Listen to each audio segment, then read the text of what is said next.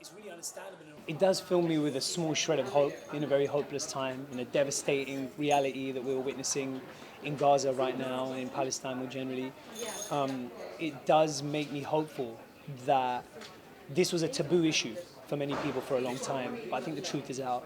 I think the world is waking up. And I think that this gathering, I hope, marks a bit of a cultural watershed, the mainstreaming of this justice movement, which is, about time. So scared of that, I think that they just stand up and do it. Actually, that's what people want, someone to come through and say the thing they know to be true. So.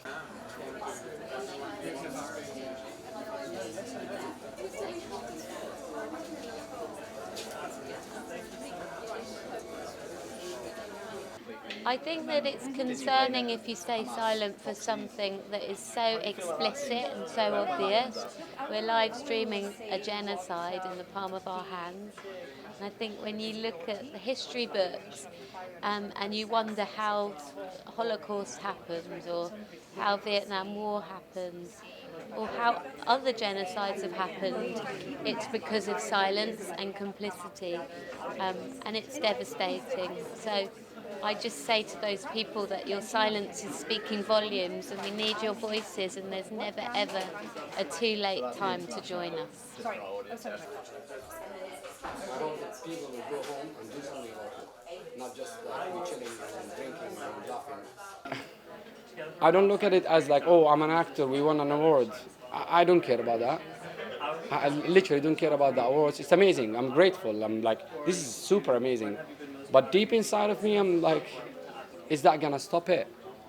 Is that gonna put pressure on the people to stop it?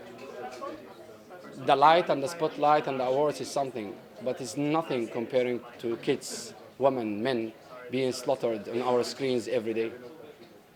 It's like, you can't even celebrate these awards. The entire planet. So, I don't know. That's what I have to say.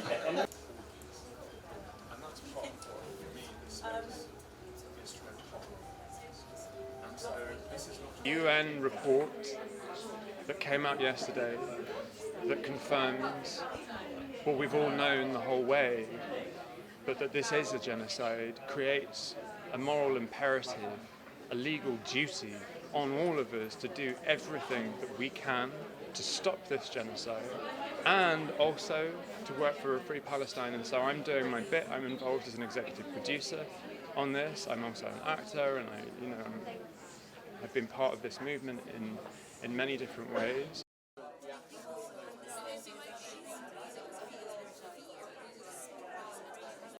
So I think that Commission has added that nail in the coffin for especially Western pretense that is not genocide. So now it's about time to act.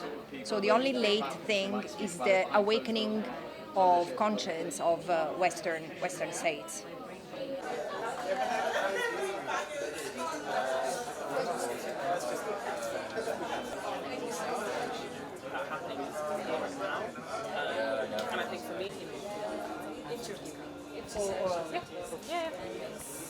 So my role was curating Palestinian artworks and directing it throughout the concert.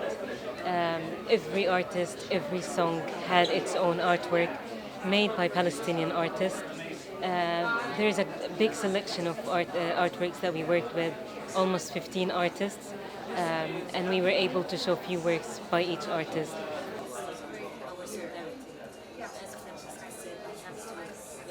It feels so empowering that we're all coming together for this, and it feels as it's a moment of history. So there's a lot of emotions, excitement, grief, tears. It's a big moment for us as Palestinians to witness this global support for Palestine.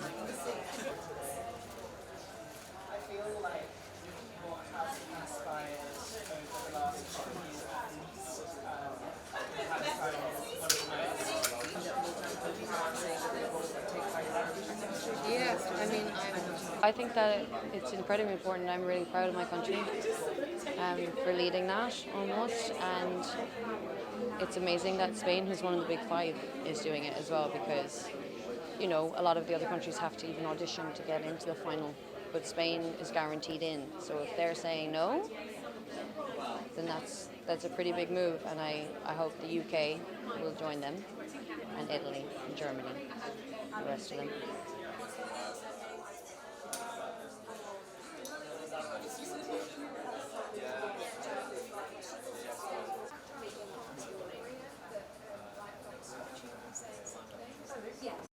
Well, I would say that anytime a government starts banning dissent and banning old age pensioners calling out for human rights, something's gone very wrong. You know, anytime a government is doing something that clumsy, unsustainable, and ham-fisted, it actually means that they're scared. It actually means that the movement is gaining momentum and force and power, and they're afraid of it. So I would say this is a time to keep pushing for the truth, for human rights, and for justice.